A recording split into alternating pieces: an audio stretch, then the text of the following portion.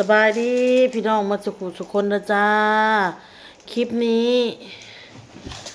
อ้นจะมาขอบใจขอบคุณเอื้อยนูนาเด้อพี่น้องเด้อเอื้อยนูนาเพิ่นฝากเงินมาให้อ้น1,000 บาทพี่น้องให้อ้นซื้อของกินพี่น้องซื้อของอยากของกินมาเฮ็ดสู่แม่กินอยู่ในเฮือนนี่แหละเนาะพี่น้องเนาะให้แม่จีดแล้วก็ลูกแล้วก็หลานเนาะพี่น้องเนาะซื้ออิหยังก็ได้พี่น้องสิสิ่งที่แม่อยากเนาะพี่น้องเนาะอ้นก็เลยว่าสิไปหาซื้อแนวกินแซ่บๆให้แม่กินหรือว่าซื้อบักไม้บ่บักไม้ที่แม่อยากบักทุลอกทุเรียนบ่เนาะเพิ่นเว้านะพี่น้องแต่ก็มื้อนี้หั่นว่าสิไปตอนแรงพี่น้องเพราะว่าฝนตกฟ้าลมมาก็เลยบ่ได้ไปพุ่นแหละมื้ออื่นเช้าพุ่นแหละอ้นจังสิไปบางทีก็สิไปกับแม่จีดตลาดพี่น้องบางทีก็จะไปกับไข่มุกพี่น้องไปตลาดเอื้อยเพิ่นฝากเงินมาให้ 1,000มันว่าน้องอ้นอยากซื้อแนวอยากแนวกินมาสู่แม่กินถามแม่เด้อแม่อยากหยังเนาะพี่น้องเนาะอ้นก็สิซื้อแนวแม่อยากหั่นแหละพี่น้องแล้วก็ของอยู่ของกินมาไว้ในตู้พี่น้องไว้เฮ็ดกินนี่แหละกับครอบครัวนี่แหละเพราะว่ามื้ออื่นนี่ก็น่าจะมีน้องโศกมาพี่น้องตาถ้ำกับโศกมาเพราะว่าเพิ่นเฮ็ดไร่เฮ็ดนาปลูกมันแล้วก็เฮ็ดนาแล้วก็สิมาหาเวียกเฮ็ดเนาะพี่น้องเนาะโตตบปีดทุโผกินนั่นน่ะแล้วพี่น้องเย็นทุลูกนี่เอาจอกไปแล้วพี่น้องไปละบ่เต้มาเด้อพี่น้องเด้อบ่เต้มามื้อนี้มาแล้วอ้นก็สิลมเวียกลมหยังกับบ่เต้น้ำแน่เพราะว่าบ่ตะทำมานี่ก็เพิ่นให้มาหาเวียกให้เฮ็ดน้ำแน่เนาะพี่น้องเนาะแล้วก็กับน้องเมียแน่เดี๋ยวเบิ่งนี่แหละพี่น้องว่าสิมีเวียกให้เฮ็ดบ่เนาะพี่น้องเนาะหรือว่าบ่มีแม่จีดเราก็คิดฮอดน้องโศกแน่ให้เอาน้องโศกมาคิดฮอดเรา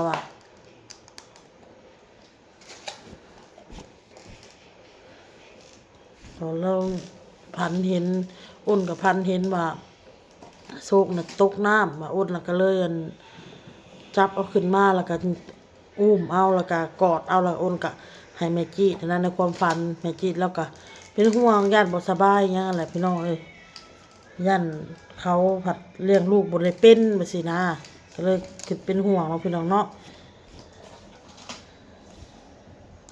อันนี้ก็ขอโทษด้วยพี่น้องเด้อที่อันนี้ค่ะกล้องอ้นน่ะมันแตกพี่น้องเลยแตกแล้วเวลามันสิเป็นแบบขาวๆแบบนี้นะคันยังขึ้นเทิงๆแบบนี้ใครแน่พี่น้องเนาะ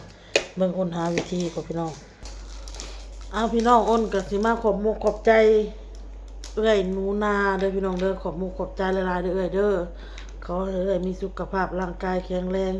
มีแต่ความสุขความเจริญปรารถนาสิ่งใดก็ขอให้ได้สิ่งนั้นเงินไหลนองทองไหลมาเด้อเด้อขอบพระคุณหลายๆแล้วก็ขอบมุกขอบใจ FC มาทุกคนที่เขามารับชมรับฟังแล้วก็ทุกคำคอมเมนต์เด้อพี่น้องเด้อที่ต่างๆนานาทุกอย่างขอบพระคุณมากๆขอบคุณหลายๆพี่น้องที่เขามาเบิ่งให้เฮาได้ยอดวิวแล้วก็ คอมเมนต์พี่น้องเนาะขอบพระคุณหลายๆเด้อพี่น้องเด้อที่บ่ปะบ่ทิ่มพี่น้องแล้วอ้นก็จะมาตอบคอมเมนต์ FC เนาะพี่น้องเนาะเรื่องน้องบอลไปนำพี่น้องอันนี้ก็ขอบใจเอ้ยเพิ่นแล้วก็สิมาเว้าเรื่องน้องบอลเด้อพี่น้องเด้อกะอ้นก็สิออกไปซื้อของกินพี่น้องเอ้ยฝนเช้าแล้วฝนก็ตกแยะๆอยู่ฝนคอยเนี่ยเช้าเนี่ยแล้วก็สิออกไปซื้อแนวกินจักสิกินหยังที่แรกอ้นว่าสิซื้อเพิ่นว่าสู่แม่กินแม่จีดแล้วอยากกินแบบกับข้าวกับหยังนะอ้นว่าสิลองไปเบิ่งปิ้งไก่ลองไปเบิ่งปิ้งไก่ไปหาเบิ่งปิ้งไก่ปิ้งหยังเนาะพี่น้องเนาะข้างนอกเดี๋ยวถามเบิ่งเพิ่นก่อนพี่น้องว่าเพิ่นสิกินอีหยังกันแท้นะพี่น้องเนาะเดี๋ยวอ้นก็สิมาตอบคอมเมนต์ FC เรื่องน้องบอลที่ไปอยู่กับย่าเด้อพี่น้องเด้อ FC ก็เว้าเป็น2อย่างเนาะพี่น้องเนาะก็ FC ผู้หนึงเพิ่นก็ว่าปิดเทอมแล้วให้น้องบอลไปอยู่กับย่าบ้างเนาะพี่น้องเนาะเพิ่นว่าให้ไปอยู่น้ำย่าไปเล่นน้ำย่าไปหยังเนาะพี่น้องเนาะอ้นก็บ่แม่นอ้นก็บ่ได้อยากหยังหรอก มาพี่ลูกมาพี่มาอย่าเข้าไปบุญเอาให้น้องซะรถน้องค่ะเอาให้น้องซะให้อ้ายให้อ้ายเอาลูกเอาน้ำเอ้ยโอ้ยเนาะญาติหลดกันแพงมาพี่มาสิขายตู้ออกให้มาไปเลยพี่น้องเลยสำเร็จเต็กตักกะ ใบบุญกับออโต้พี่น้องญาติหลดกันก็มาเว้าต่อพี่น้องอันอีก FC อีกพายหนึ่งเพิ่นก็ว่าอีกคนหนึ่งเพิ่นก็ว่าบ่อยากให้น้องบอลน่ะไปพี่น้องเพราะว่าน้องบอลไปแล้วเราก็จะบ่ฮู้จักความหันนะแล้วก็ถ้าเราอยู่น้ำอ้นน่ะสิดีกว่าสิเป็นสิดีกว่าไปอยู่น้ำย่าหันนะพี่น้อง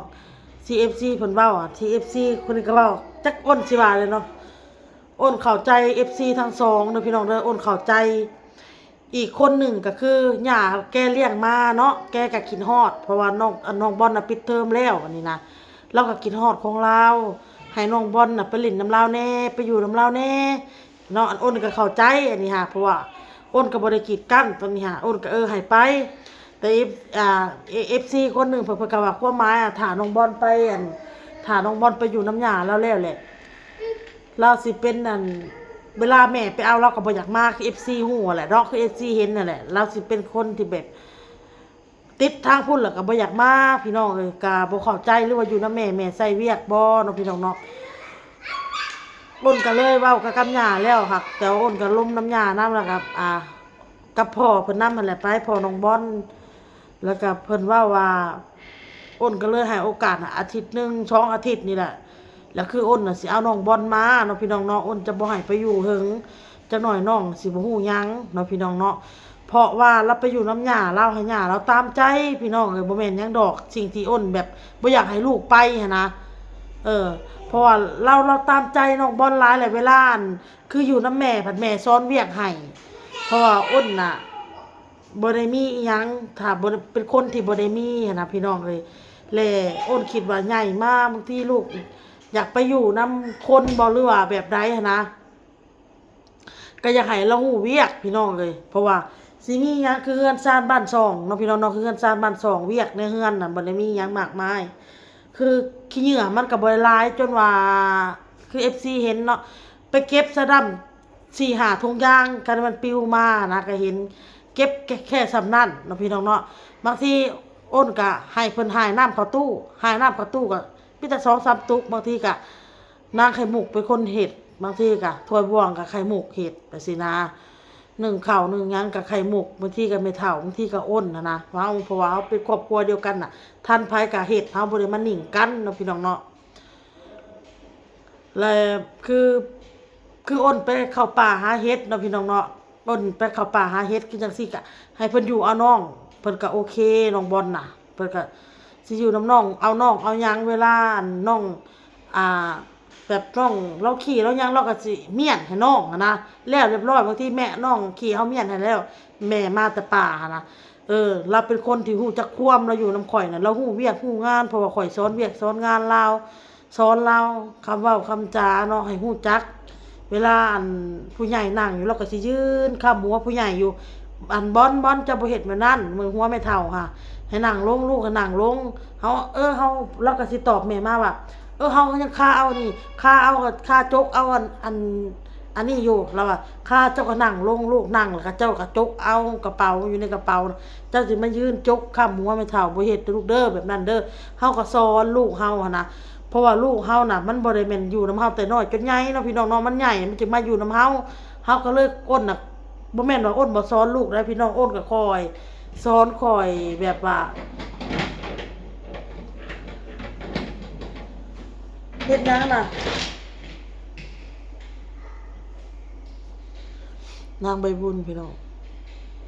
คอยสอนคอยหยังอยากให้ลูกน่ะฮู้จักความพี่น้องนั่นแหละอ้นก็เลยว่าให้ไปอยู่เราก็คิดฮอดของเรานะก็เลยให้ลูกไปอยู่ซะให้ไปอยู่นำเราชั่วครั้งชั่วคราวหั่นนะไปอยู่ทิศนึงซะแบบนี้ทิศนึงแล้วอ้นก็สิเอามาแบบนี้มาอยู่น้ำอ้นแบบนี้อยู่บัดใกล้พุ่นละใกล้สิเข้าโรงเรียนแล้วอ้นจะไปให้อยู่น้ำเพิ่นอีกทิศนึงนะความคิดของอ้นนะแล้วอ้นก็สิเอามาเพิ่นที่เปิดเทอมมาเข้าโรงเรียนเนาะพี่น้องเนาะนั่นแหละ พี่น้องอ้นก็สิเฮ็ดแบบนี้เอาเพราะว่าคันสิปะไปอยู่นำลาวจนฮอดเข้าโรงเรียนนี่บ่ได้เลยน้องบอลน่ะพี่น้องสิบ่ฮู้จักความอีแหละไปอยู่นำลาวยามใดน่ะมาอ้นได้สอนใหม่หมดพี่น้องอันนี้อ้นเว้าความจริงเด้อพี่น้องเด้อบ่แม่นอ้นเว้าเอาอ้นได้สอนใหม่หมดทุกอย่างเลยเราไปอยู่น้ำหญ้าเรามาน่ะเพราะว่าหญ้าเราน่ะแพงหลานบ่กล้าให้บ่กล้าใส่บ่กล้าว่านะพี่น้องบ่กล้าอิหยังมีแต่ตามใจเรื่องคือการกินคืออ้นนี่สอนให้กินเป็นเวลานะพี่น้องเนาะอ้นน่ะสอนลูกแบบซี่แต่อยู่น้ำลาวน่ะคืออยากกินยามใดเราก็ไปซื้อมาให้คือกินข้าวอิ่มแล้วลูกร้านจักน้อยอยากกินข้าวเปียกแล้วก็ไปซื้อมาข้าวเปียกมาให้กินนั่นอยากกินหั่นไก่แบบนี้แล้วก็ไปซื้อมาให้กินแบบซี่นะคือสมมุติว่าไก่ตัวหนึ่งอะนะ50,000นะพี่น้องเนาะตัวละ100 บาทแบบซี่นะบางทีเฮาก็บ่ได้จำเป็นเฮาสิเอา100 บาทเฮาเอา20 บาท40 บาทมันเขาก็ขายให้เฮาแบบซี่นะเขาก็ซับให้เฮาในตามราคาตามเงินเฮาแบบซี่นะนั่นแหละเด้อพี่น้องเด้ออ้นเข้าใจ FC ทั้งสองคนพี่น้องทั้งสองฝ่ายเพราะว่าผู้หนึ่งคอมเมนต์มาแบบนึงผู้หนึ่งก็คอมเมนต์มาแบบนึงเนาะพี่น้องเนาะกะเพิ่นก็หวังดีทั้งสองคนแหละพี่น้องบ่แม่นว่าเพิ่นบ่หวังดีหวังดีทั้งสองคนแต่ว่าเฮาก็ต้องเข้าใจอะไรพี่น้องเนาะเฮาก็ต้องเราก็กินฮอดเฮาก็เอาไปให้ในส่วนที่เอาไปให้เพิ่นหากินฮอดอาทิตย์นึงแบบซี่นะ5-6 มื้ออาทิตย์นึงแต่เราก็ขออ้น2-3 อาทิตย์ไปเด้พี่น้องเอ้ยอยู่ซะเดือนนี้เดือนนึงโพบางทีเราก็เว้าให้อยู่เดือนนึงเราเว้าผู้แรกบางทีเปิดเทอมมึงจะมาเอาของเฮียมึงจะมาเอาเราเว้าประมาณนี้เนาะเราเว้าแต่อ้นก็จะบ่ป้าลูกอยู่ถึงขนาดนั้นเพราะว่าถ้าไปอยู่มาเฮาก็จะได้สอนน้องใหม่หมดพี่น้องเอ้ยกับหนึ่งมาแล้วอยู่กับอ้นบางทีอ้นก็ยังให้เราเล่าบางสูตรเนาะพี่น้องเนาะให้แต่เราก็เว้าเล่าฮอดบางเก็ตแล้วน้องบอลแต่ต้องเล่ากับปึ้มพี่น้องกับปึ้มแน่บางทีก็ลืมมึงยังก็ยังบ่ทันได้จื้อคักนะกับหนึ่งมาเราไปอยู่พุ่นเราก็สิลิ้นเรามีหมู่แม่นบ่เราก็สิลิ้นน้ำหมู่น้ำขู่ลาวบัดนี้นั่นแหละพี่น้องอ้นก็จะเลยว่าปะให้อาทิตย์1 2 อาทิตย์นี่แหละแล้วอ้นก็จะไปเอามาเด้อพี่น้องเด้ออ้นสิไปรับเอาลูกมาคือเราบ่อยู่บัดนี้ก็คิดฮอดพี่น้องก็คิดฮอดลาวน้องบอลน่ะพี่น้อยเพราะว่าเราสิอยู่ในสายตาอ้นตลอดเราสิเอาน้องอยู่กับน้องโทรศัพท์อ้นก็ให้เล่นบ้างบางทีก็บ่ได้เล่นให้เอาน้องเวลาเล่นก็จึงเล่นเวลาเบิ่งก็จึงเบิ่งเวลาบ่ได้เบิ่งอ้นก็บ่ให้เบิ่งเนาะพี่น้องเนาะเอาพี่น้องอันนี้อ้นก็ขอบมุกขอบใจ FC หมดทุกคนเด้อแล้วก็ขอบใจหนูนานำแล้วก็ให้ทุกคนมีแต่สุขภาพร่างกายแข็งแรงเด้อพี่น้องเด้อสุขกายสุขใจมีแต่ความสุขความเจริญลาไปก่อนพี่น้องคลิปนี้ก็ขอบคุณทุกกำลังใจทุกคำคอมเมนต์นะจ้าพี่น้องสบายดีพี่น้อง